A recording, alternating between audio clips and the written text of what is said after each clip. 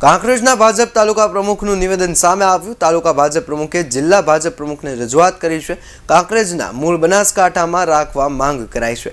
કાંકરેજ તાલુકાના અન્યાય ન થાય તેને લઈને રજૂઆત કરવામાં આવી હતી। અસ્તિત્વમાં આવ્યા બાદ ક્યાંક લોકોમાં જે કાંકરેજ તાલુકાને વાવથરા જિલ્લાની અંદર મૂકવામાં આવેલો અને એને લઈને બધા લોકોની લાગણી હતી કે અમારે મૂળ બનાસકાંઠા જિલ્લાની અંદર જ અમારો સમાવેશ થાય।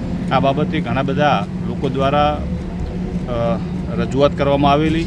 ત્યારે અમે આપણા જિલ્લાના યશસ્વી અધ્યક્ષ આદરણીય શ્રી કીર્તિસિંહજી વાઘેલા સાહેબને તાલુકાના શ્રેષ્ઠ નેતૃત્વ દ્વારા રૂબરૂ મળી અને એમને અમે લોકોની લાગણીની રજૂઆત પણ કરી અને ત્યારબાદ આપણા યશસ્વી અધ્યક્ષ કીર્તિસિંહજી વાઘેલા સાહેબે પણ ગુજરાત સરકારને આ બાબતે વિશે સંપૂર્ણપણે ધ્યાનમાં અને અવગત કર્યો છે કે કાંકરેજ તાલુકાના લોકોની અંદર એક પ્રકારનો રોષ છે કે અમારે મૂળ બનાસકાંઠા જિલ્લા સાથે જોડાયેલા રહેવું છે।